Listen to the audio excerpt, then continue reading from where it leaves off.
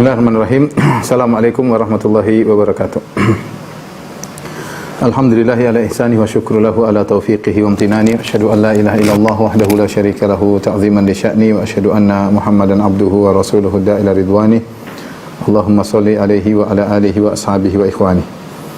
Pada para jamaah Yayasan Qalbun Salim yang dirahmati oleh Allah Subhanahu wa taala, kita lanjutkan bahasan kita tentang bahasan kitab Riyadhus Shalihin, dan kita masih masuk pada bab as-sidq, yaitu pada pertemuan yang kedua tentang kejujuran dan ketulusan ya. Kita masuk pada hadis berikutnya. An Abi Muhammad Al-Hasan bin Ali bin Abi Thalib. Itu cucu Nabi sallallahu alaihi wasallam, Al-Hasan, yang adalah anak tertua dari Ali bin Abi Thalib. Setelah itu baru Al-Husain. Dan Al-Hasan lebih afdal daripada Al-Husain. Al-Hasan yang pernah dipuji oleh Nabi sallallahu alaihi wasallam dengan mengatakan, inna bini hadza sayyidun, ya, sungguhnya cucuku ini adalah pemimpin. Wa sayuslihullahu bihi baina al-fi'ataini al-'azimataini minal muslimin, dan Allah dengan sebab dia akan mendamaikan dari dua kelompok besar. Dan itu terbukti, dan di antara mukjizat Nabi sallallahu alaihi wasallam, akhirnya ketika Ali bin Abi Thalib meninggal dunia, kemudian Al-Hasan yang menjadi khalifah. Namun dia hanya menjadi khalifah sekitar 6 bulan.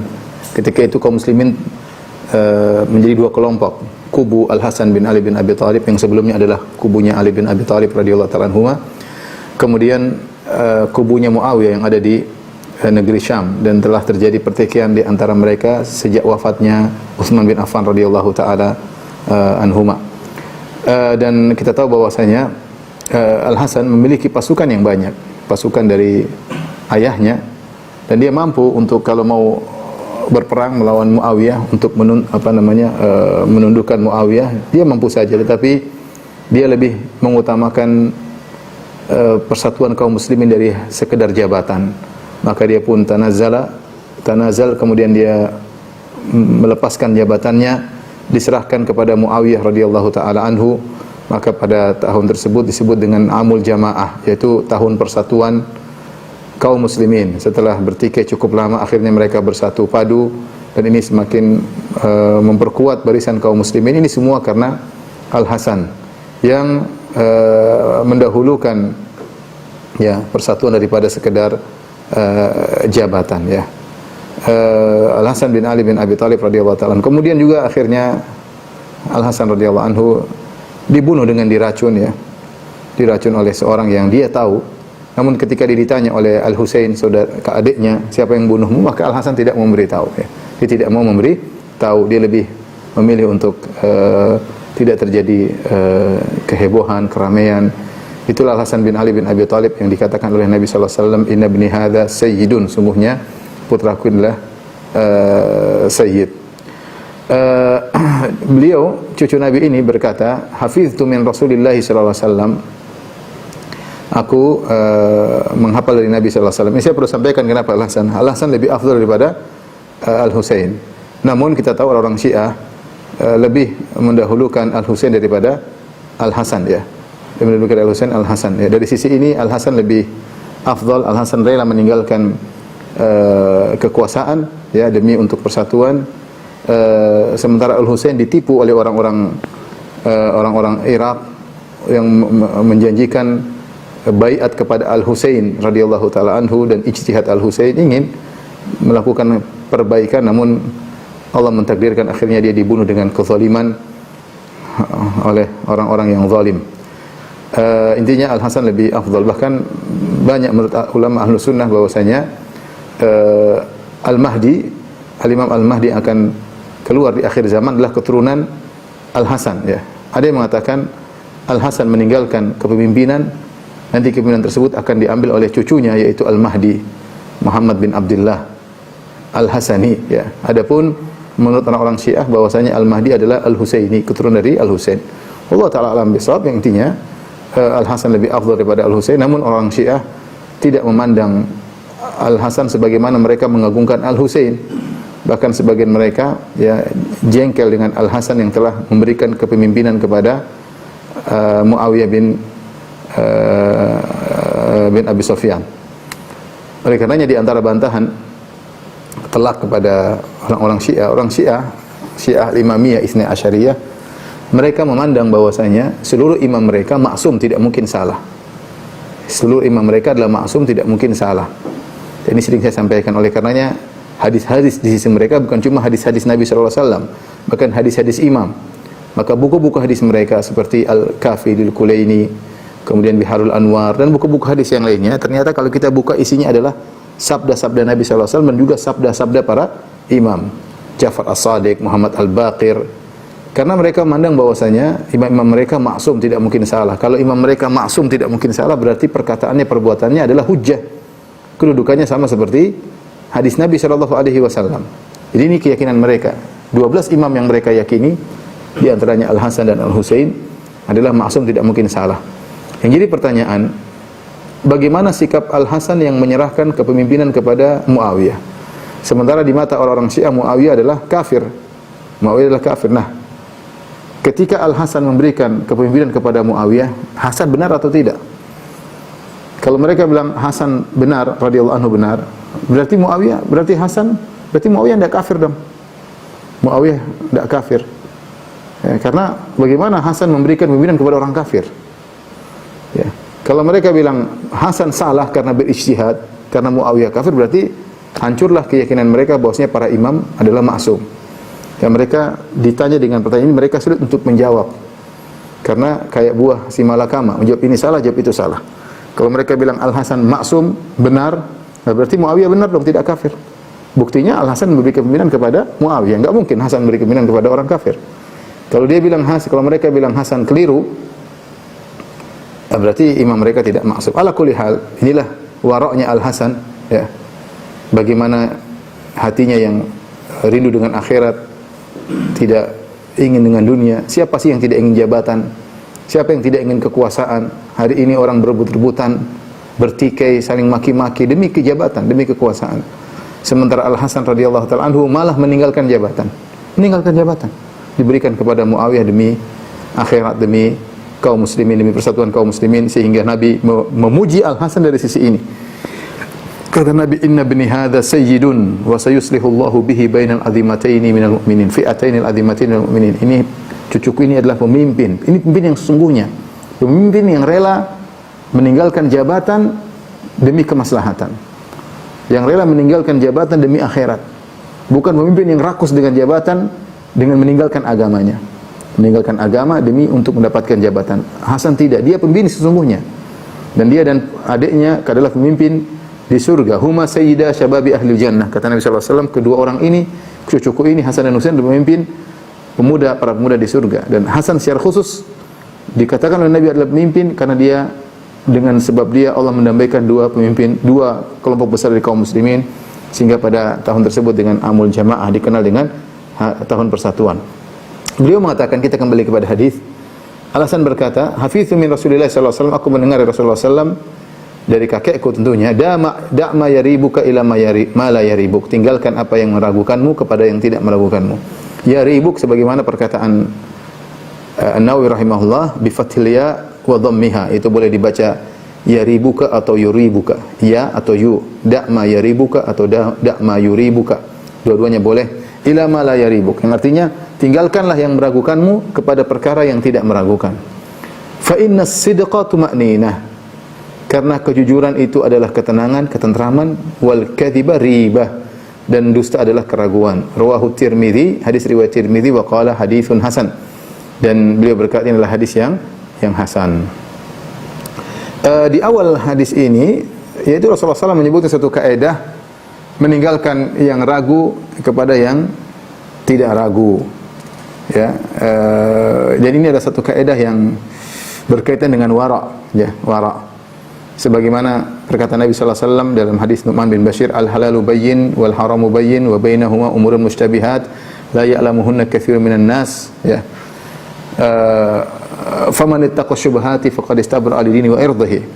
Kata Nabi sallallahu alaihi wasallam, yang halal jelas, yang haram jelas, di antara keduanya perkara-perkara yang kurang jelas, yang rancu. Ya. Tidak ada yang tahu hakikatnya kecuali sedikit. Kebanyakan orang tidak tahu hakikat perkara ini, haram atau halal. Yang jelas-jelas halal orang banyak tahu, yang jelas-jelas haram juga orang banyak tahu. Ada perkara di antara keduanya yang ragu halal atau haram. La ya'lamuhunna katsirun minan nas. Kebanyakan orang tidak tahu hakikatnya. Hanya sedikit yang tahu tentang hakikatnya halal atau haram. Tetapi Nabi kasih kaidah. Faman ittaqa syubhati faqad istabra'a li dinihi wa ardhihi. Barang siapa yang meninggalkan syubhat, maka dia telah mensucikan atau menjaga agamanya dan harga dirinya. Wara, inilah wara.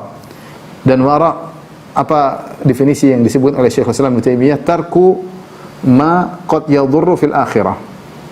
Ya. Ini namanya wara, meninggalkan suatu yang bisa jadi memberi kemudaratan di akhirat. Jadi Ibnu Taimiyah membedakan antara zuhud dengan wara. Kalau zuhud adalah tarku ma la yanfa'u fil akhirah. Zuhud adalah meninggalkan suatu yang tidak bermanfaat di akhirat. Al-wara tarku ma qad yadhurru fil akhirah, meninggalkan sesuatu yang bisa beri mudarat. Ya. Baik, definisi Ibnu Taimiyah, ya.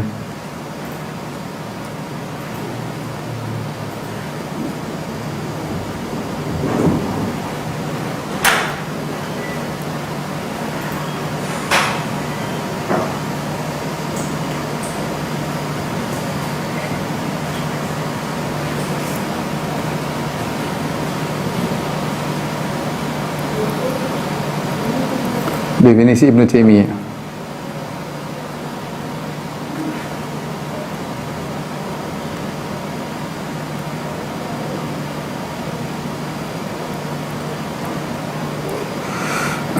Beliau mendefinisikan tentang wara dan zuhud, ya. Bedanya kalau wara adalah zuhud adalah tarku ma la yanfa'u fil akhirah. Itu meninggalkan apa yang tidak bermanfaat di akhirat.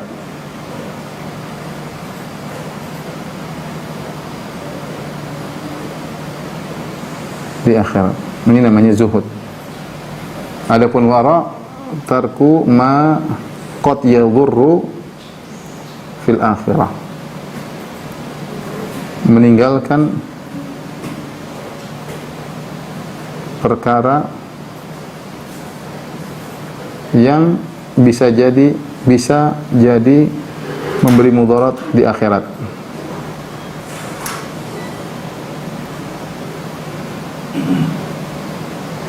Ya. Dari sini para ulama mengatakan zuhud lebih afdal daripada wara, karena zuhud derajat, bukan hanya meninggalkan yang memberi mudarat di akhirat, bahkan meninggalkan yang tidak ada manfaatnya. Bahkan meninggalkan tidak manfaat. Dia ingin melakukan sesuatu, dia tanya, ini ada manfaat bagi saya di akhirat atau tidak? Kalau tidak ada, saya tidak mau melakukan. Dia membeli sesuatu, dia ingin beli, tanya, ini ada manfaatnya buat saya di akhirat enggak? Kalau enggak, dia enggak jadi beli. Dia ingin bersafar ke suatu tempat, dia tanya, saya bermanfaat enggak safar saya ini bagi akhirat saya? Kalau tidak bermanfaat, dia tinggalkan. Itu namanya zuhud. Kalau wara, di bawahnya, wara itu dia tanya, ini mudarat enggak di akhirat? Kalau mudarat, dia tidak mau lakukan. Kalau tidak mudarat, dia lakukan, ya. Meskipun tidak bermanfaat di akhirat. Oleh karenanya dari definisi ini zuhud lebih tinggi dari wara. Orang yang terbaik adalah menggabungkan keduanya. Dia zuhud dan dia pun wara, ya. Baik, inilah kaidah di antara dalilnya di antaranya adalah hadis ini. Da' ma yaribuk ila ma la yaribuk. Ila ma la yaribu. Tinggalkan yang ragu kepada yang tidak ragu. Kalau kita ragu ini, jangan-jangan haram, jangan-jangan ini, berarti kita khawatir bisa jadi memberi mudarat bagi kita di akhirat. Wara mengharuskan kita meninggalkan. Kalau kita ingin wara, meskipun kalau kita lakukan mungkin tidak apa-apa. Tapi kalau kita mau wara, tadi tinggalkan yang ragu kepada yang tidak ragu. Baik makanan, baik pekerjaan, baik perbuatan, baik apapun yang dilakukan, kalau ini kira-kira bisa menimbulkan mudarat bagi saya di akhirat, saya tinggalkan. Itulah wara. Da' ma yaribuk ila ma la yaribuk. Tinggalkan yang ragu kepada yang tidak ragu. Oleh karena Rasulullah SAW berkata, "Inni la anqalibu ila ahli." Aku pulang ke rumah, kata Nabi sallallahu alaihi wasallam, "Fawajadtu tamra saqitatan ala firashi." Aku dapati ada sebutir korma jatuh di tempat tidurku. Fa arfa'uha liakulaha. Lalu aku angkat, dan Rasulullah adalah orang yang artinya tidak buang-buang makan. Ada makanan, Rasulullah ajarkan makanan jatuh dibersihkan, kalau bisa dimakan dimakan. Ya, beliau lihat ada korma jatuh di tempat itu, beliau ambil, beliau angkat, beliau mau makan. Tapi beliau khawatir jangan-jangan ini korma sedekah. Ya, korma sedekah. Dan Rasulullah SAW diharamkan untuk makan sedekah. Akhirnya Rasulullah SAW ya tidak jadi makan. Namanya wara. Namanya wara. Oleh karenanya dalam kehidupan ini kita berusaha meninggalkan segala yang meragukan kepada yang tidak ragu. Udah, yang kita ragukan tinggalkan, hidup tenang, hidup tentram. Tapi kalau kita yang ragu kita tembus, kita lakukan, ini membuat kita gelisah. Buat kita gelisah. Jadi ini kaidah tentang wara. Ya, sama seperti hadis Nu'man bin Bashir, faman ittaqa syubhati faqad istabra'a li irdihi wa dinihi. Barang siapa yang meninggalkan syubhat, faqad istabra'a li dinihi wa irdihi, maka dia telah menyelamatkan harga dirinya dan menyelamatkan agamanya. Demikian juga misalnya ada satu muamalah, kemudian kita ragu ini haram atau tidak, kemudian kita tinggalkan. Yang halal masih banyak. Yang masih banyak. Itulah namanya wara. Setelah itu Nabi bersabda, fa innas sidqa tuma'ninah. Sungguhnya kejujuran itu ketentraman. Ini yang jadi perhatian kita dalam hadis ini karena Imam Nawawi rahimahullah membawakan hadis ini dalam bab as-sidq, bab kejujuran. Fa innas sidqa tuma'ninah. Namanya kejujuran itu adalah ketenangan, kemudian wal kadhiba riba, dan namanya dosa itu adalah keraguan. Dan demikian orang yang jujur, dia tenang, saya jujur. Dan dia tidak peduli apa yang terjadi setelahnya, dia tahu itu yang terbaik yang Allah takdirkan bagi yang terbaik. Kenapa dia jujur? Dia berangkat dari kejujuran. Meskipun orang mencelanya, meskipun orang menghinanya, dia tahu ini yang terbaik. Dan dia tenang. Mau orang mau ngapa, saya jujur kok. Saya jujur. Dia sendiri tentram, dan dia akan dapat ketentraman di akhirat terlebih lagi. Di dunia dapat ketentraman, apalagi ketentraman di akhirat. Sebaliknya orang yang dusta, dia ragu, ya, gelisah. Riba itu bisa jadi artinya ragu, bisa jadi gelisah. Dia sendiri gelisah. Yang pertama gelisah dia. Yang kedua orang gelisah dengan dia, orang ragu tentang dirinya. Kenapa? Namanya orang dusta itu tidak pelong berbicara, tidak lurus, bengkok-bengkok, salah ngomong, salah ucap. Ini orang, tidak semua orang pandai berdusta. Tidak semua orang pandai. Sebagian orang ahli dusta ada, dia nutup dusta dengan dusta berikutnya. Dia sudah menyiapkan 20 dusta, sehingga dusta pertama ditutup dengan dusta kedua, dusta ketiga sampai dusta ke-20. Namun tidak semua orang seperti itu. Ada yang pandai berdusta pada dusta pertama, kedua, ketiga, keempat ketahuan. Karena namanya dusta ditutup dengan dusta yang berikutnya, ditutup lagi dengan dusta yang berikutnya. Dia tidak mudah merangkai suatu cerita, buat skenario cerita untuk menutupi kedustaannya. Dan itu menimbulkan keraguan. Makanya orang kalau sudah dusta, terkadang dia ingin menghilangkan kecurigaan. Jadi riba ini mulai kita artikan kecurigaan, ya. Dusta itu kecurigaan. Bisa diartikan riba, bisa diartikan keraguan, bisa diartikan kecurigaan. Riba itu kecurigaan, membuat orang curiga. Sehingga banyak orang yang dusta ketika dia ketika dia berdusta, untuk menepis kecurigaan orang kepada dia, sering dia bersumpah, demi Allah, supaya orang, kalau orang jujur tidak perlu, dia santai aja, dia sumpah sesekali. Kalau memang ada perkara yang perlu disumpahi, maka dia sumpah. Kalau enggak, dia santai aja, dia tenang, ucapannya tenang, bicaranya lurus, tidak ketakutan, tidak menimbulkan kecurigaan. Orang dusta seperti itu. Makanya Allah berfirman, "Idza ja'akal munafiquna qalu nashhadu innaka la rasulullah. Wallahu ya'lamu innaka la rasul, wallahu yashhadu innal munafiqina lakadzibun." Kata Allah, "Idza ja'akal munafiqun," jika datang kepada engkau orang munafik, orang munafikin, ya, yashhadu mereka bersaksi bahwasanya engkau adalah seorang rasul, ya. Mereka bersumpah, kami bersaksi engkau adalah seorang rasul. Buat apa mengucapkan demikian? Ya, karena mereka dusta, sehingga mereka ingin menghilangkan kecurigaan, ya. Seperti ketika kakak-kakak Nabi Yusuf menyatakan Nabi Yusuf dimakan oleh serigala, ya. Kemudian mereka pura-pura nangis, mereka bersandiwara pulang kemalaman. Kemudian mereka datang kepada Nabi Yakub, ayah mereka. Kemudian mereka berkata, Yusuf telah dimakan oleh serigala. Kemudian mereka berkata, "Ma anta bimu'minin lana walau kunna shadiqin." Namun ayahanda kau tidak akan membenarkan kami meskipun kami sudah jujur, ya. Jadi mereka sendiri ngomong begitu karena mereka tahu mereka dicurigai, sehingga mereka mengucapkan kata-kata supaya tidak dicurigai. Makanya ada pepatah berkata, "Kada al-murib an yaqula khudhuni," atau "Kada sariq an yaqula khudhuni." Hampir-hampir pencuri mengatakan, tangkap aku. Kenapa? Saking dia selalu membela dirinya, sehingga malah menimbulkan kecurigaan. Seperti orang munafik tadi datang, orang munafik datang, ya, mengatakan nashhadu innaka la rasulullah, kami bersaksi engkau adalah seorang rasul. Buat apa bersaksi? Sahabat juga banyak, tidak gitu-gitu amat. Tidaklah mereka melakukan hal begini-begini kecuali karena untuk menghilangkan kecurigaan, justru malah menimbulkan kecurigaan. Beda dengan orang yang jujur tenang. Dia santai, apapun yang terjadi dihadapi. Ini sudah takdir Allah Subhanahu wa taala. Si orang yang dusta, lihat, enggak jelas, orang curiga sama dia dan macam-macam. Jadi tinggalkan yang ribuk yang membuat kau ragu, ya, kepada yang tidak membuat kau ragu. Ya, di antaranya tinggalkan kedustaan menuju kepada yang kejujuran. Karena kejujuran adalah fa inna sidqa tuma'ninah. Kejujuran adalah tuma'ninah, ketenangan, wal kadhiba ribah, dan dusta itu adalah keraguan atau kecurigaan. Baik, kita lanjutkan hadis berikutnya. Jadi orang dusta itu dia bikin gelisah di dirinya, membuat orang curiga sama dia. Orang jujur tenang. Hadis berikutnya an Abi Sufyan Sakhar bin Harb radhiyallahu anhu, dari sahabat Abu Sufyan radhiyallahu anhu yang namanya Sakhar bin Harb, semoga Allah meridainya, fi hadithihi tawil fi qissati Herakl, ketika hadisnya yang panjang dalam Sahih Bukhari tentang kisah pertemuan Abu Sufyan dengan Heraklius, dengan Herakl, Azimur Rum. Kemudian ketika pertemuan tersebut, Heraklius memanggil Abu Sufyan dan bertanya-tanya kepada Abu Sufyan tentang nabi baru yang dia dengar sudah muncul. Karena Heraklius punya ilmu tentang Taurat dan Injil. Dia seorang Nasrani dan dia adalah orang yang alim dalam agama Nasrani, sehingga dia mendengar, sudah tahu akan ada muncul seorang nabi. Cuma dia heran kenapa nabi tersebut munculnya di Jazirah Arab, di Jaziratul Arab, di Hijaz. Mereka menyangka, orang ahlul kitab menyangka nabi terakhir akan berasal dari Bani Israel juga, sebagaimana nabi-nabi sebelumnya, sebagaimana Isa, sebagaimana Zakaria, Yahya dan seterusnya, semuanya dari Bani Israel, Musa. Tetapi ternyata mereka salah sangka, ternyata nabi terakhir dari Arab. Hanya saja Heraklius tahu bahwasanya nabi tersebut akan datang dari suatu kaum yang mereka disunat.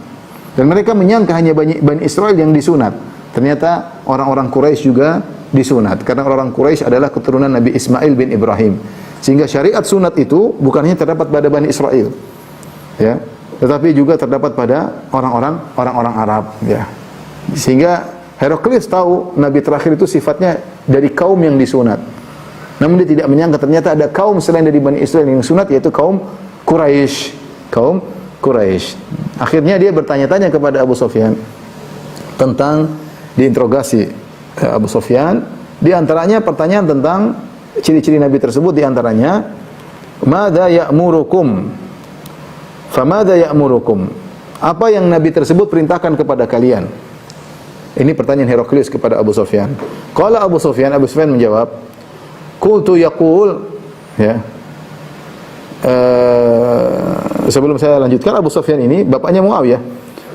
Abu Sufyan, beliau adalah dahulunya gembong kaum musyrikin. Setelah Abu Jahal tewas, beliau yang jadi gembong kaum musyrikin. Beliau pengganti Abu Jahal.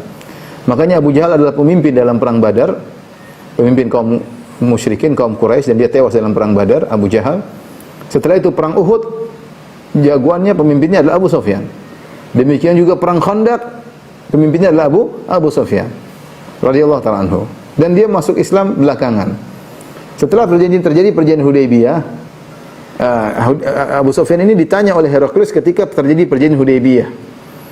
Itu tahun ke-6 sampai tahun ke-7 sampai tahun ke-8. Dari tahun 6, 7, 8, sehingga hampir kurang lebih 2 tahun. Setelah perjanjian Hudaybiyah pada tahun 6 Hijriah. Di masa perjanjian Hudaybiyah tersebut, ya, Al-Hudna atau Al-Ahad, masa perjanjian Hudaybiyah, Abu Sufyan biasa berdagang di negeri Syam. Akhirnya dia dipanggil oleh Heraklius, kemudian ditanya-tanya tentang Nabi SAW. Kemudian akhirnya dia masuk Islam. Setelah perjanjian Hudaybiyah, sebelum Fatu Makkah, dia masuk Islam. Setelah dia masuk Islam, setelah Fatu Makkah, maka semakin bagus keislamannya. Ya, kemudian sampai akhirnya dia ikut perang dalam perang Ghazwatul Taif. Rasulullah SAW perang Taif ketika itu. Ya, setelah Fatu Makkah, kemudian ada perang Hunain, ada perang Taif. Di perang Taif, dia kehilangan salah satu pandangannya, matanya tercungkil satu dalam peperangan. Dia berjihad. Kemudian setelah itu dia berjihad lagi dalam perang Yarmuk. Dalam perang Yarmuk, ya. kemudian kehilangan mata yang kedua. Dan di dalam perang Yarmuk disebutkan bagaimana dia memotivasi orang untuk berjihad.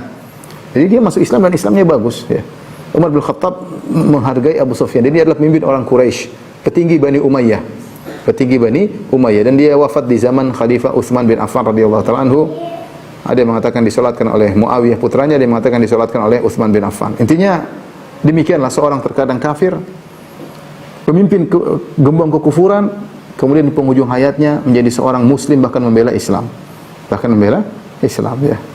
Dan banyak orang-orang seperti ini, seperti Khalid bin Walid, ya, yang dulu yang membunuh kaum muslimin, menyebabkan kaum muslimin terbunuh 70 orang dalam perang Uhud, ya. Di antara yang terbunuh adalah Hamzah bin Abdul Muttalib, pamannya Nabi SAW. Kemudian menjadi jagoan, bahkan diberi gelar dengan Saifullah, pedang Allah Subhanahu wa taala. Bahkan ada yang pernah jadi nabi kemudian sadar, ya. Seperti Tulaihah Al-Asadi, ya. Ya, Tulaihah Al-Asadi yang tadinya jadi mengaku sebagai nabi, bahkan dia membunuh sebagian sahabat, di antaranya Uqasyah bin Mihsan dia bunuh. Kemudian dia kabur, dia dikejar oleh Uqasyah dengan dua sahabat, Uqasyah dengan satunya saya lupa namanya. Kemudian dia lawan, keduanya meninggal, kemudian dia kabur. Ketika itu di pemerintahan Abu Bakar radhiyallahu anhu. Ketika di masa pemerintahan Umar, dia sadar, dia masuk Islam, kembali lagi ketemu dengan Umar. Maka Umar bilang, gara-gara engkau Uqasyah meninggal dunia, kata dia, mulia bagi dia meninggal di tanganku ketika itu, karena dia mati syahid. Aku masih kafir dan dia meninggal di tanganku, dia mati syahid. Akhirnya dia masuk Islam, Islamnya bagus, dan dia meninggal dalam medan pertempuran. Subhanallah. Ya. Makanya dalam satu hadis Rasulullah SAW mengatakan, ajaballah atau dhahikallah min rajulaini yaqtulu ahaduhuma al-akhar kilahuma yadkhulul jannah. Allah tertawa dengan dua orang, yang satu membunuh yang lainnya tapi dua-duanya masuk surga. Satu membunuh yang tapi bisa yang membunuh dan terbunuh masuk surga. Kok bisa demikian? Tadinya satu kafir, satunya muslim. Kemudian yang muslim dibunuh oleh sang kafir sehingga sang muslim mati syahid. Kemudian yang kafir masuk Islam. Kemudian dia meninggal dan dia masuk surga. Ya, kedua-duanya masuk surga. Kalau ketemu, loh, kamu yang bunuh saya. Oh, kamu masuk surga. Ya, nanti masuk Islam. Dan banyak sahabat seperti itu, ya. Yang tadinya mereka gembong kekufuran, seperti Abu Sufyan, Khalid bin Walid, dan yang lainnya, akhirnya mereka masuk Islam dan bagus Islam mereka. Bahkan di antara mereka ada yang meninggal dalam mati syahid. Kita lanjutkan. Itu Abu Sufyan. Heraklius bertanya, "Wa madza ya'murukum?" Ketika itu Abu Sufyan masih kafir. Ini dia cerita dia sebagai musuh, dia pemimpin orang-orang Quraisy. Ditanya, jadi bos gembong orang Quraisy, beliau radhiyallahu anhu masih kafir, ditanya tentang musuh bebuyutan Muhammad sallallahu alaihi wasallam. Ya. Perkataan musuh tentang musuhnya. Perkataan Abu Sufyan tentang musuhnya Muhammad sallallahu alaihi wasallam. Maka Heraklius bertanya, apa yang diperintahkan oleh Muhammad? Yaqul faqultu, aku berkata, aku menjawab, yaqul u'budullaha wahdahu wa la tusyriku bihi syai'a. Muhammad berkata, sembahlah Allah semata dan jangan berbuat syirik sama sekali. Watruku ma yaqulu aba'ukum. Dan tinggalkanlah apa yang diucapkan oleh nenek moyang kalian. Wa ya'muruna bis salati was sidqi wal afafi was silah. Dan Muhammad menyuruh kami untuk salat, untuk jujur, dan untuk menjaga kehormatan diri, wasilah, dan untuk menyambung silaturahmi. Ini ciri khas dakwah Nabi yang dikenal oleh musuhnya. Kalau kita perhatikan, ketika Abu Sufyan ditanya, apa sih yang diperintahkan Muhammad kepada kalian? Berarti Abu Sufyan sedang meringkas apa sih dakwah yang menonjol dari Muhammad SAW. Nabi kan berdakwahnya banyak. Tapi ada perkara yang menonjol yang selalu diulang-ulang oleh Muhammad. Daidanuhu, selalu digembar-gemborkan propagandanya Muhammad. Apa sih? Abu Sufyan mengerti, dia simpulkan ternyata dakwah Muhammad itu dua. Pertama tauhid, kedua akhlak. Perhatikan kata Abu Sufyan. Yaqul, Muhammad berkata, u'budullaha wahdahu wa la tusyriku bihi syai'a. Sembahlah Allah semata dan jangan berbuat syirik sama sekali. Watruku ma qala aba'ukum, dan tinggalkanlah tradisi nenek moyang kalian yang tentunya yang syirik atau yang melanggar syariat. Setelah itu, ini bagian tauhid. Setelah itu, wa ya'muruna bis salat, menyuruh kami untuk salat, was sidq, jujur, wal afaf, dan menjaga harga diri, wasilah, menyambung silaturahmi. Inilah konsentrasi dakwah Nabi. Ya, ada tauhidnya, ada ibadahnya, salat tadi, dan ada konsentrasi tentang akhlak. Maka saya katakan seharusnya kita pun demikian. Harusnya dakwah kita konsentrasinya kepada itu, tauhid dan akhlak. Tauhid, ibadah, akhlak. Ini yang paling penting ya. Sebagaimana dakwahnya Muhammad SAW dikenal oleh Abu Sufyan, dakwahnya itu. Lihatlah bagaimana Muhammad SAW mengatakan u'budullaha wahdahu wa la tusyriku bihi syai'a. Tinggalkan, sembahlah Allah semata dan jangan berbuat syirik sama sekali. Kemudian Muhammad SAW dengan tegasnya mengatakan watruku ma yaqulu aba'ukum. Tinggalkanlah perkataan-perkataan nenek moyang kalian, meninggalkan tradisi yang salah. Saya sering sampaikan bahwasanya Islam datang untuk memfilter tradisi, bukan tradisi memfilter Islam. Bukan Islam datang kemudian cocok enggak dengan tradisi kita. Kalau enggak cocok kita buang. Ini Islam Arab, kembalikan ke Arab. Yang cocok aja yang dengan kita baru kita terima. Ini enggak benar. Justru Islam datang, Islam itu ya internasional. Datang ke setiap daerah, datang ke setiap negara, datang ke setiap wilayah untuk memfilter setiap tradisi yang ada. Tradisi yang baik dipertahankan dan diperbaiki, tradisi yang salah maka dihilangkan.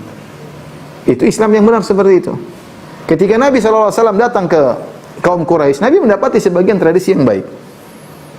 Di antaranya akhlak-akhlak orang-orang Arab yang mulia, seperti jujur, seperti keberanian, seperti dermawan.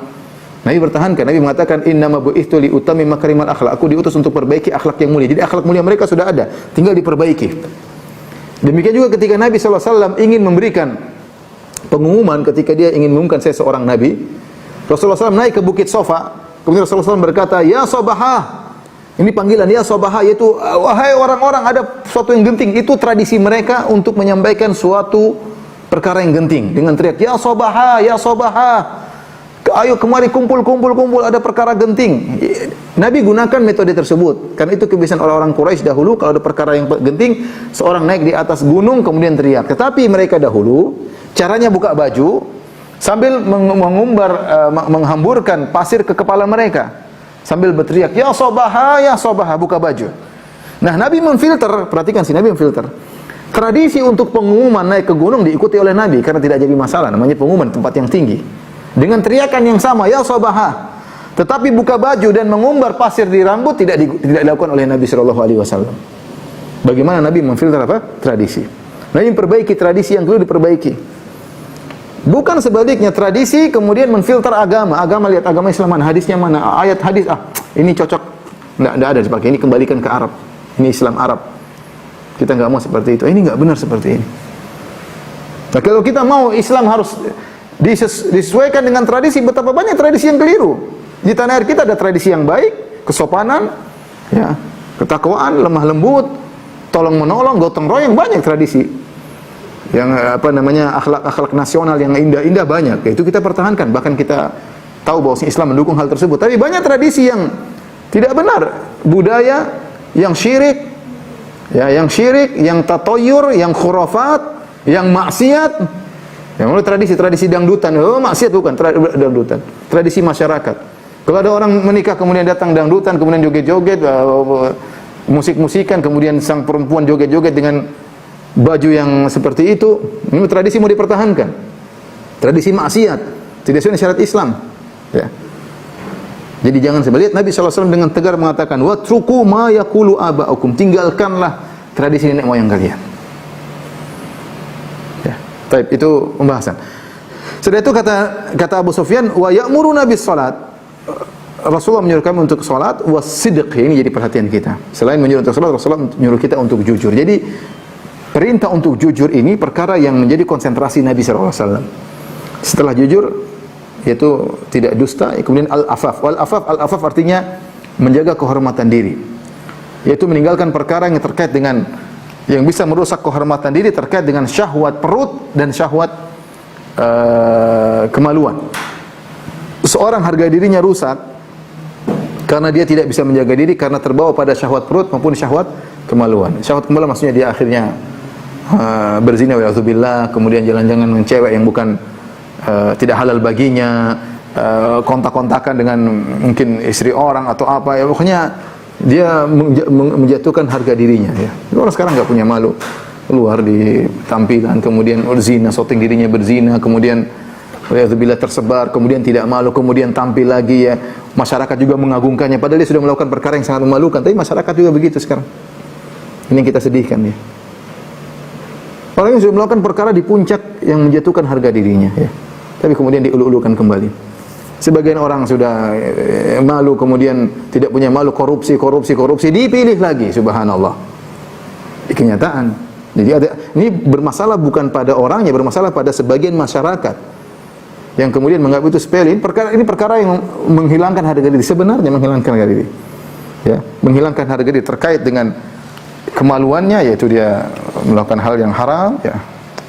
Berzina sana sini, kemudian gandeng, terkadang berzina dengan selingkuh dengan istri orang, kemudian dia shooting dirinya, kemudian di-upload, kadang tidak punya malu.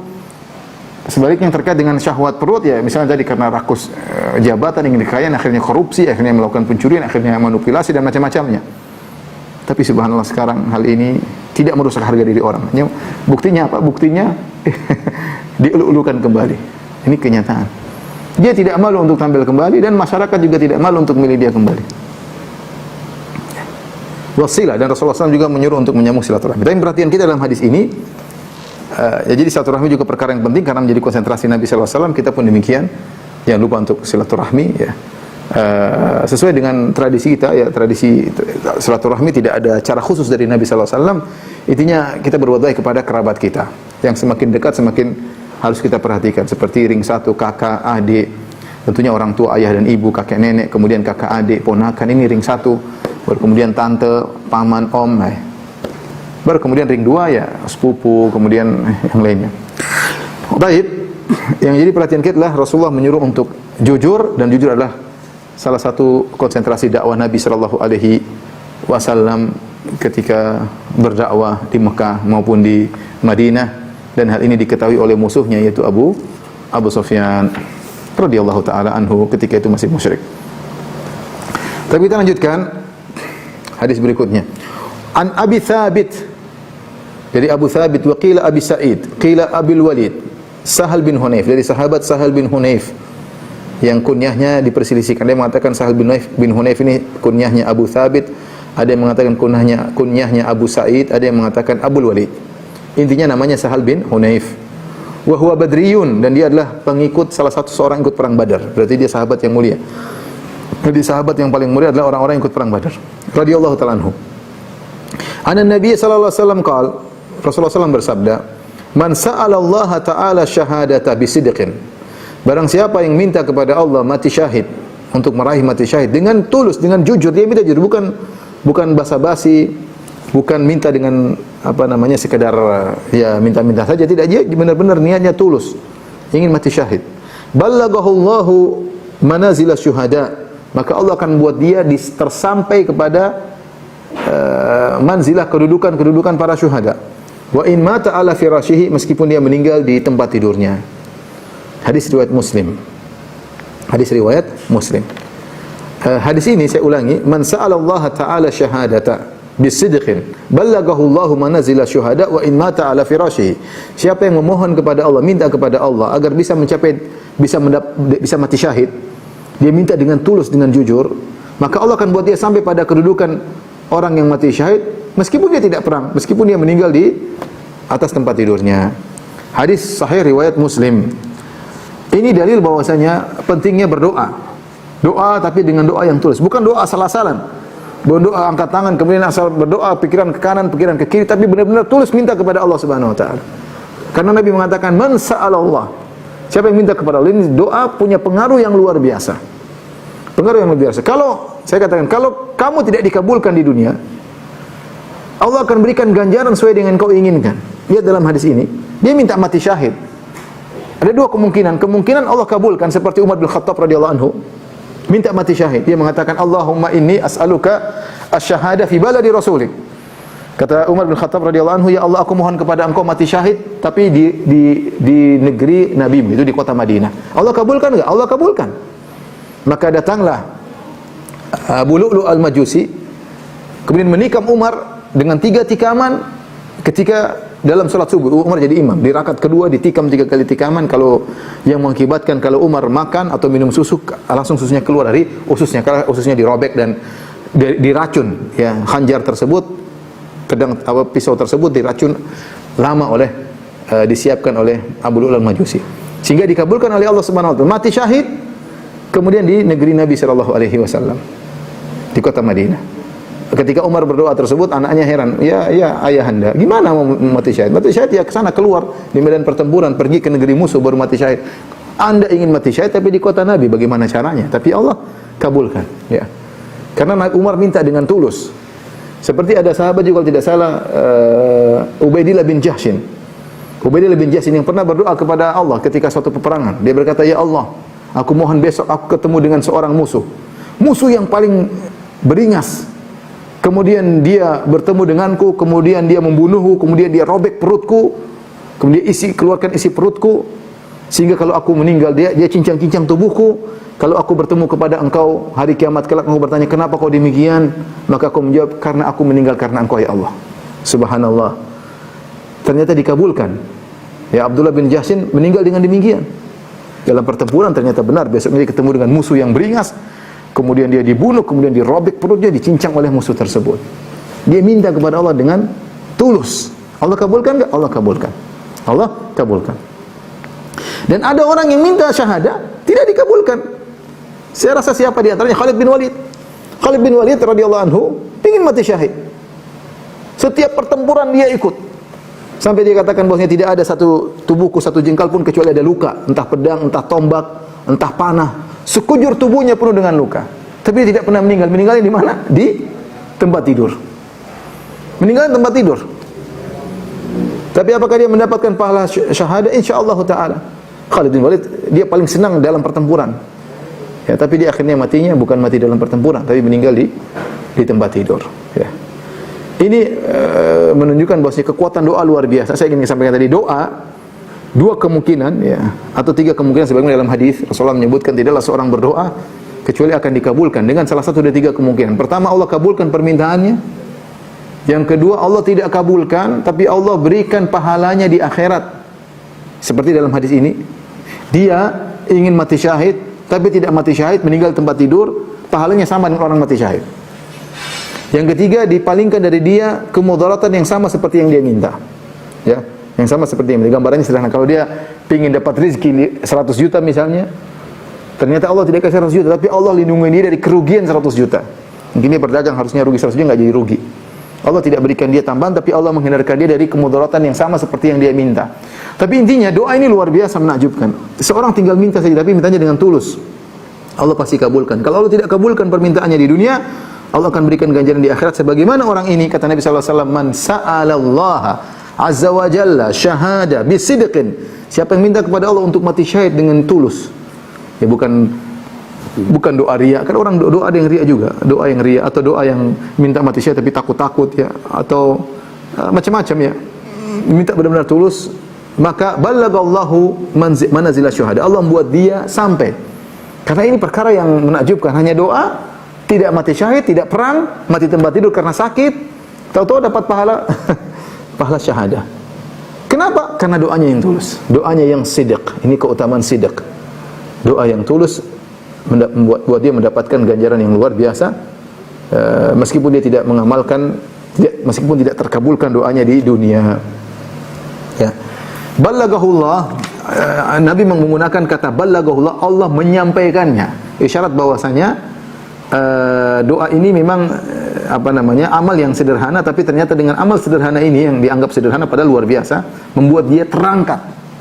Ya, artinya amalan dia tidak cocok sebenarnya, amalan dia tidak cukup untuk dapat kedudukan mati syahid. Tidak cukup cuma doa doang, matinya tempat tidur. Tapi karena doanya yang tulus, Allah angkat, Allah dongkrak dia sampai pada derajat kedudukan orang yang mati syahid. Wa in mata ala firasyi, meskipun dia meninggal di tempat tidurnya. Ini dalil tentang keutamaan orang yang minta. Pertama, keutamaan minta meninggal mati syahid. Yang kedua, keutamaan doa yang tulus, bukan doa sembarang tapi doa yang tulus, karena doa yang tulus di antara sebab dikabulkannya doa tersebut. Kalau tidak dikabulkan maka akan mendapatkan ganjaran sesuai dengan yang dia inginkan. Baik, kita lanjutkan hadis terakhir pada kesempatan kali ini.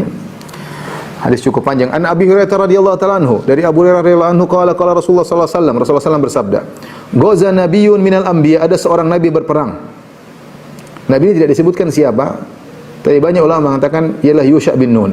Yusha bin Nun yaitu nabi setelah Nabi Musa alaihissalam. Nabi Musa alaihissalam sezaman dengan Nabi Harun. Nabi Musa alaihissalam punya murid namanya Yusha bin Nun. Yusha bin Nun inilah yang menemani Nabi Musa dalam perjalanan mencari Khadir. Yang Allah sebut dalam surat Al-Kahfi, kata Allah, "Wa idh qala Musa li fatahu la abrahu hatta ablugha majma'al bahraini aw amdiya huquba." Ketika Musa berkata kepada pemudanya, itu kepada pembantunya, itu kepada muridnya. Muridnya ini yang menemani dia mencari Nabi Khadir, itulah Yusha bin Nun alaihi salam. Setelah Nabi Musa meninggal dunia, setelah Nabi Harun meninggal dunia, yang jadi nabi adalah Yusha bin Nun. Nabi berkata, "Ghaza nabiyyun minal anbiya", ada seorang nabi berperang. Tadi saya katakan maksudnya adalah sebelumnya mengatakan Yusha bin Nun.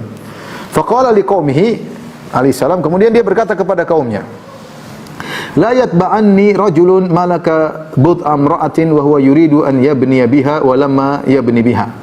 Jangan ikut aku berperang seorang yang sudah menikah, ya, dan dia ingin tinggal serumah, yaitu ingin menggauli istrinya namun dia belum sempat menggaulinya. Jangan ikut perang. Tidak usah ikut perang. Yang sudah nikah, sudah akad nikah tapi belum tinggal serumah sama istrinya, tidak usah ikut perang, ya. Kata para ulama, maksudnya Nabi ini ingin yang ikut perang yang konsentrasi, yang ada kesibukan-kesibukan jangan. Dia ingin orang-orang yang konsentrasi, karena perang adalah ibadah, butuh konsentrasi. Adapun orang berperang pikirannya masih pada istrinya, belum dia gauli, masih pengantin baru, maka jangan, kata Nabi tersebut. Ya. Karena ibadah apapun butuh konsentrasi. Wala ahad bana buyutan lam yarfa suqufaha. Dan tidak boleh seorang pun ikut aku berperang yang sudah bangun rumah-rumah tapi belum dipasang atapnya. Sudah bangun atapnya belum, tidak usah ikut. Nanti dia sibuk mikir rumahnya, tinggal sedikit lagi, tinggal atapnya bisa ditempati. Nah, ini tidak usah ikut perang. Nanti pikirannya bercabang, tidak konsen kepada jihadnya. Wala ahdun ishtara ghanaman aw khalifatin wa huwa yantadhiru auladaha.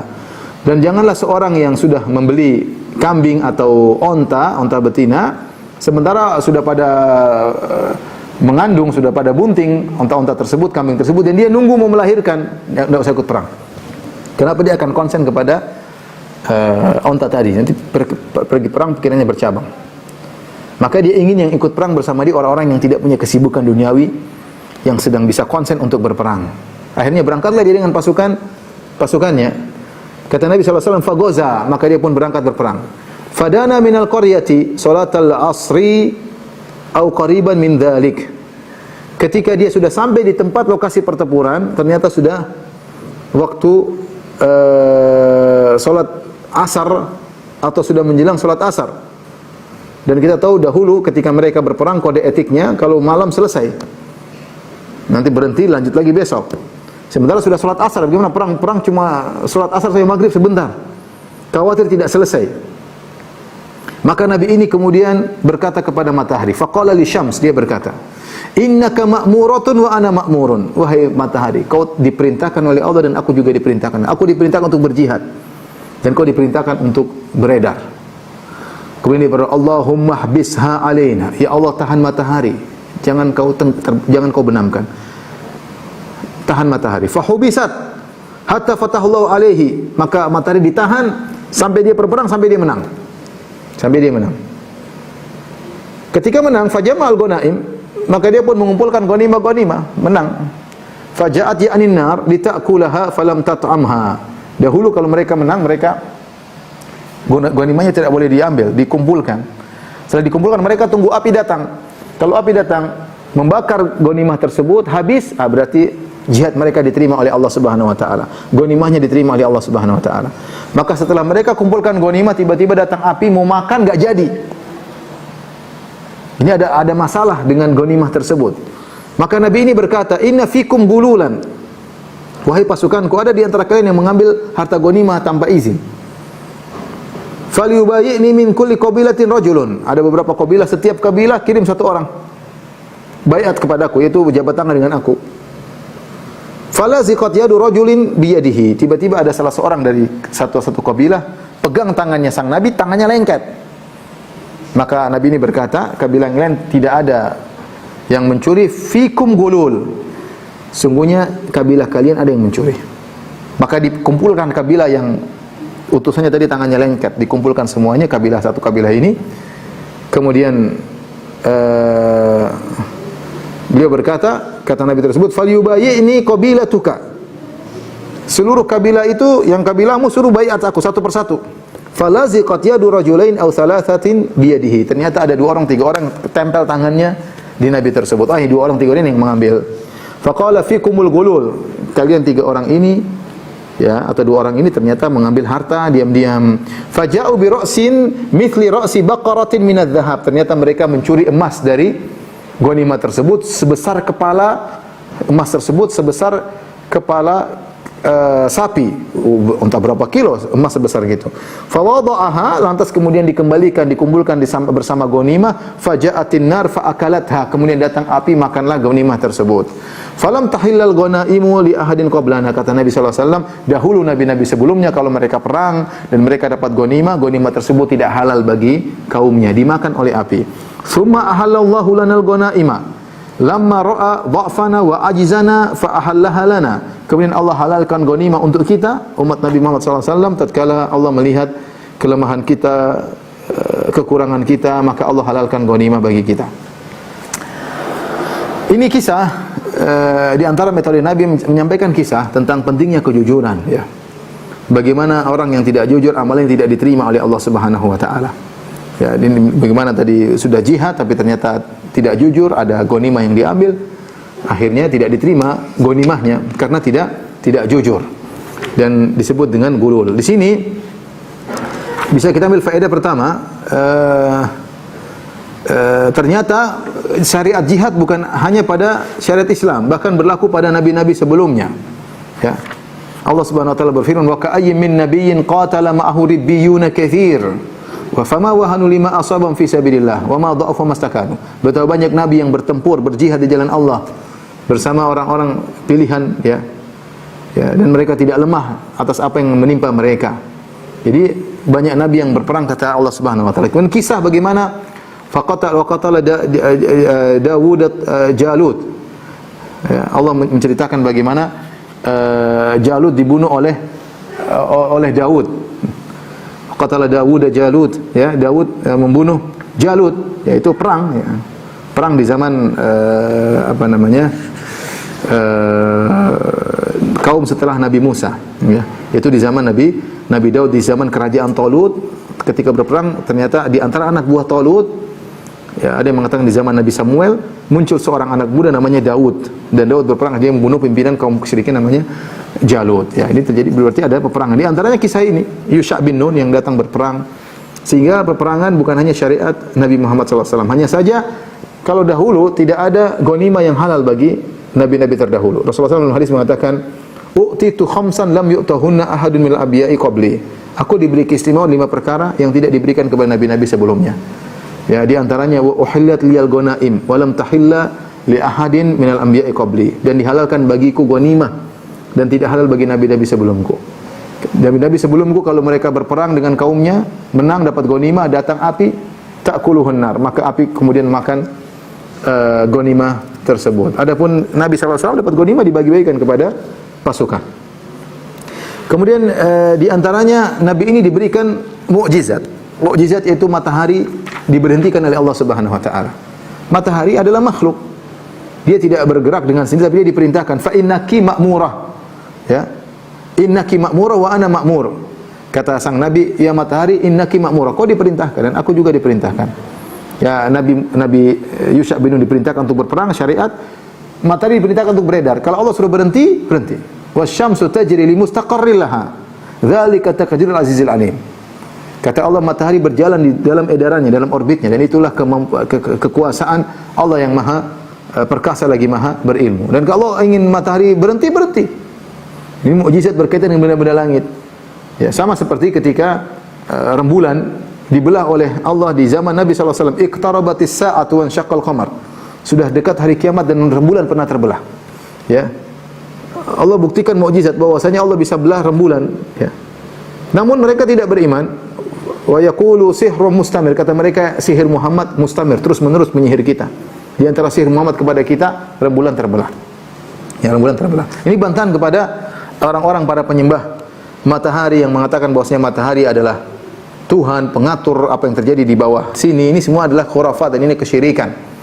Sebagaimana juga keyakinan orang-orang filsafat yang mengatakan bahwasanya benda-benda langit ada ruh di dalamnya. Ya, seperti disampaikan oleh Ibnu Sina, ya, Ibnu Sina dalam sebagian kitabnya, saya nukil dalam sebagian buku saya, dia meyakini bahwasanya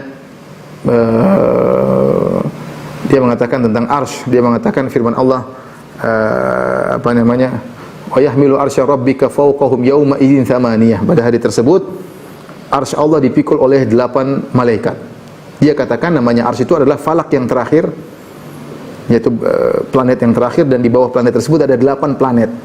8 planet itu yang memikul planet yang terakhir tersebut. Dan planet-planet 8 itu adalah malaikat. Sehingga dia mengatakan planet-planet itu punya ruh seperti malaikat, ya. Dan ini adalah kebatilan. Bahwasanya planet-planet tersebut tidak bisa berkehendak, ya. Planet-planet, matahari, rembulan, mereka tidak punya kehendak, mereka berjalan sesuai dengan perintah Allah Subhanahu wa taala. Sehingga mereka tidak pernah keluar dari orbitnya. Bahkan Allah pernah menahan matahari, ya, demi peperangan sang nabi, ya. Menunjukkan dia diatur bukan mengatur. Jadi tidak ada yang mengatakan gerakan benda langit punya pengaruh dengan kejadian alam semesta, enggak, itu namanya kesyirikan, tidak boleh. Ya. Kemudian di antara faedah hadis ini tentang kejujuran, ya, kejujuran. Di antara faedah hadis ini bahwasanya para nabi tidak tahu ilmu gaib. Nabi ini tidak tahu siapa yang apa namanya mencuri, dia tidak tahu. Makanya dia cek satu-satu. Dia cek satu. Dan para nabi tidak tahu ilmu gaib kecuali kalau Allah kasih tahu. Kecuali Allah. Dan umatnya pun tahu nabi tidak tahu ilmu gaib. Makanya mereka berani curi. Karena mereka tahu nabi tidak tahu, ya. Nabi mereka tidak tahu, ya. Sebagaimana Nabi Sulaiman tidak tahu apa yang terjadi pada Ratu Balqis sehingga dilaporin oleh burung hudhud, ya. Wajituka min saba'in binaba'in yaqin. Aku datang kepada engkau wahai apa namanya, ahattu bima lam tuhitu bih. Aku mengetahui ilmu yang kau tidak tahu wahai Sulaiman. Lihat kata burung hud. Burung hud tahu pun Nabi Sulaiman tidak tahu ilmu gaib. Ya.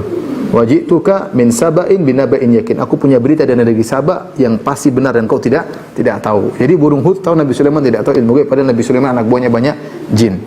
Demikian juga Nabi Yakub tidak tahu ilmu gaib, makanya anak-anaknya berani bohongin. Dia tidak tahu bagaimana nasib anaknya Yusuf alaihissalam, makanya dia nangis terus. Dia tidak tahu ternyata Yusuf menjadi pembesar. Kalau dia tahu, dia tidak perlu nangis. Dia tidak tahu Yusuf kemana, dia tidak tahu Binyamin hilang kemana, dia tidak tahu. Nabi Yakub tidak tahu ilmu gaib. Sama Nabi ini pun ketika dia bilang matahari tertahan, ketika ghanimah tidak dimakan api, dia bingung siapa yang mencuri. Pasti ada yang mencuri, tapi dia tidak tahu siapa orangnya. Karena dia tahu ilmu gaib, ya. Karena yang tahu ilmu gaib hanyalah Allah, dan sebagian nabi tahu ilmu gaib kalau diberitahu oleh Allah Subhanahu wa taala. Yang juga dalil bahwasanya namanya ibadah perlu konsentrasi. Nabi tadi ingin orang berjihad perlu konsentrasi. Ibadah yang pun kita dakwah perlu konsentrasi, kita salat perlu konsentrasi, kita puasa perlu konsentrasi, ibadah perlu keseriusan. Jangan orang hanya serius dalam masalah dunia, kerja serius, urusan bisnis serius, tapi ibadah dia tidak serius. Orang haji serius, umrah serius, salat serius, dakwah serius, nulis buku serius, bikin pengajian serius. Kita serius, kita pahala kita tergantung keseriusan kita. Dia tadi Nabi tadi mengatakan yang begini tidak usah ikut jihad, yang ini tidak usah jihad. Kenapa? Dia ingin orang yang berjihad dalam keseriusan. Yang terakhir yang berkaitan dengan hadis ini yaitu pentingnya kejujuran, ya. Bagaimana kejujuran menjadikan amal tertolak. Ghanimah tadi ditolak oleh Allah Subhanahu wa taala karena ada ketidakjujuran. Ya, ketika jujur kembalikan baru kemudian diterima oleh Allah Subhanahu wa taala. Demikian ikhwan dan akhwat pengajian Majelis Ta'lim Qalbun Salim yang dirahmati Allah Subhanahu wa taala. Kalau ada yang bertanya saya persilakan.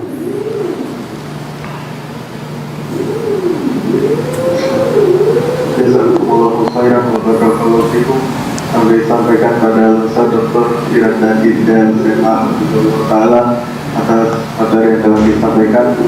Semoga dapat bermanfaat bagi kita semua di dunia dan di akhirat. Pertanyaan pertama, Bismillah, izin bertanya Pak Ustaz, bagaimana jika kita dulu pernah berbohong pada orang tua karena kalau jujur itu suatu aib? Apakah sekarang kita harus memberitahu bahwa saya pernah berbohong atau kita cukup bertaubat saja? Kalau bohongnya terkait dengan kezaliman kepada orang lain atau mengambil hak orang lain, kita harus jujur. Harus jujur, tapi kalau tidak terkait, tidak ada yang dirugikan maksud saya, ya sudahlah, kita beristighfar kepada Allah Subhanahu wa taala. Tapi kalau ada sesuatu yang dirugikan di balik kebohongan kita, ada yang pihak dirugikan, maka kita harus jujur, harus kita perbaiki. Berarti kita berzalim kepada orang lain. Kalau tidak ada, ya sudah, kita istighfar aja kepada Allah. Wallahu ta'ala bishawab. Selanjutnya panggil Umu Elva.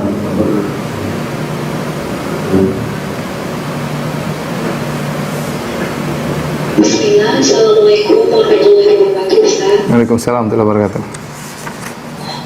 Ustaz, kami ingin bertanya, cuma pertanyaannya di luar tema ya Ustaz. Gak apa-apa ya Ustaz ya? Silakan. Karena anak benar-benar belum tahu, anak ini kan pernah dengar dakwah bahwa kalau akhwat itu kalau sholat terus mukenanya itu menutup mata itu gimana Ustaz? Menutup apa? Pas sujud itu kan mukenanya menutupi muka, kan kita harusnya mencium hidung kita harus kena sejadah ya Ustaz. Itu anak pernah dengar dakwah kalau kita mencium itu menutupi mukena kita, itu menutupi muka kita, itu hukumnya gimana Ustaz? Apa sholatnya sah atau tidak sah Ustaz? Sholatnya sah, tapi sebaiknya dilakukan kalau ada keperluan baru. Seperti sebagian sahabat ketika mereka dalam kondisi panas, mereka mengambil baju mereka kemudian mereka sujud di baju mereka karena tanahnya panas. Sebagian mereka sholat tanpa sajadah, mereka langsung sujud kepada tanah ketika tanah sangat panas, karena dulu kan masjid Nabi cuma tertutup oleh pelepah korma sehingga panas menembus. Dan kalau sujud panas maka mereka mengambil sebagian baju mereka untuk disujudin, ya, sebagai pengganti sajadah, ya. Artinya kalau kita tidak ada keperluan, ya kita jangan taruh mukena di tempat sujud kita sujud di sajadah atau di tanah langsung. Tapi kalau ada keperluan, misalnya ada sesuatu kepanasan atau misalnya ada sesuatu, maka boleh. Tapi kalau enggak, sebaiknya tidak perlu. Kalau sah tetap sah, tidak ada masalah. Allah ta'ala alam bisawab.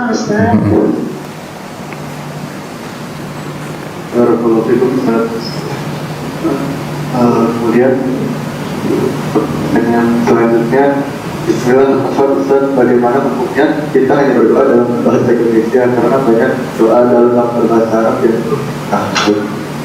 yang tidak dihafal, maksudnya bahasa Arab. Ya. Tidak dihafal. Tidak jadi masalah, tapi kita berusaha pertama tetap beradab dalam berdoa dengan memuji Allah Subhanahu wa taala. Di antaranya, ya Allah, Engkau adalah Tuhanku, Engkau pemberi rezeki padaku, Engkau pengatur alam semesta, di tanganmu segala urusan. Kita puji dengan Allah dan pujian yang dengan bahasa Indonesia kalau kita nggak bisa bahasa Arab. Situ kita bersalawat kepada Nabi sallallahu alaihi wasallam. Saya rasa salawat bisa dengan bahasa cuma Allahumma shalli ala Muhammad, sederhana. Kemudian kita minta kepada Allah Subhanahu wa taala dengan bahasa Indonesia. Ya, kalau kita sambil berusaha menghafalkan doa-doa dari Nabi SAW lebih baik, karena doa-doa Nabi maknanya indah-indah, ya. Maknanya indah-indah dan jawami'ul kalim. Dia kalimat-kalimat yang ringkas tapi menyangkut terkait dengan seluruh aktivitas kehidupan kita. Banyak doa-doa Nabi seperti itu. Maka kita berusaha dihafal sedikit demi sedikit. Kalau belum hafal, tidak mengapa berdoa dengan bahasa Indonesia. Allah ta'ala alam bisawab.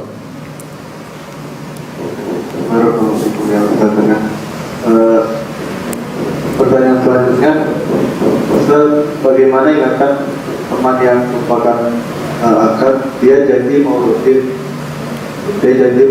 memberi bulanan pada keluarga kami kekurangan, tapi ternyata baru sekali dia memberi, tapi sudah setahun ini masih sering bilang kalau dia rutin memberi bulanan.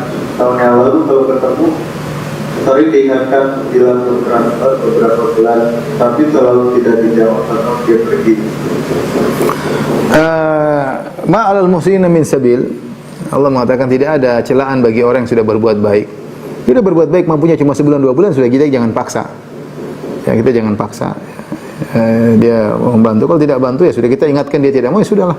Jangan kita celah, dia sudah bisa bantu sebulan 2 bulan, itu sudah baik daripada dia tidak bantu sama sekali. Ma'alal muslimin min sabil. Tidak ada celaan bagi orang yang sudah melakukan kebaikan. Dan Allah mengatakan khudhil afwa wa'mur bil urfi wa'rid 'anil jahilin. Maafkanlah orang, ambillah sikap memaafkan, wa'mur bil urfi, dan menyerulah kepada kebaikan, wa'rid 'anil jahilin, berpalinglah engkau dari orang jahil. Di antaranya adalah kita bersikap dengan orang yang dia mampu, jangan kita paksa lebih kemampuannya. Apalagi sudah diingatkan nggak mau, ya sudah, nggak bisa. Kita nggak bisa mengatakan kamu sudah dosa berjudi, nggak, dia sudah melakukan yang terbaik, tidak perlu dicela. Mungkin dia ada halangan, kita tidak ketahui. Allah taala alam bisawab. Mungkin pertanyaan terakhir. Pertanyaan terakhir, bagaimana menghentikan riya perkara yang sekarang nanti mengatakan dari Ulang gimana? Bagaimana menghentikan riya saudara yang sampai sekarang masih katakan rutin memberi maksudnya saudaranya kenapa? Bantuan atau memberi bantuan berupa uang dan memberi bantuan uang apabila saudara menemukan saudaranya yang berusaha, jadi dia sering posting di grup kalau saya sudah membantu saudara itu. Oh, dia cerita, ditegur aja. Ini namanya alman, nyebut nggak boleh, bisa mengugurkan pahala. Ya ayyuhalladzina amanu la tubtilu shadaqatikum bil manni wal adza. Wahai orang beriman, jangan kalian batalkan sedekah kalian dengan alman, menyebut-nyebut, wal adza, menyakiti. Ketika dia posting saya sudah bantu, saya bantu, orang dibantu merasa tersinggung, ini tidak bagus ya. Kita ingat pertama, japri aja. Jazakallahu khair, kau telah membantu. Cuma saya ingatkan saja sebagai kebaikanmu, kau telah bantu kami. Saya ingin kebaikanmu semakin besar pahala di sisi Allah Subhanahu wa taala. Yang pertama, sebaiknya jangan disebutin. Yang kedua, begini, sampaikan dengan baik. Tugas kita menyampaikan dengan baik, apalagi orang telah berbuat baik kepada kita. Baik, demikian saja ikhwan dan akhwat Majelis Ta'lim Qalbun Salim, kajian kita pada kali ini. Insyaallah kita lanjutkan pada kesempatan berikutnya dengan izin Allah Subhanahu wa taala. Wabillahi taufiq wal hidayah. Assalamualaikum warahmatullahi wabarakatuh.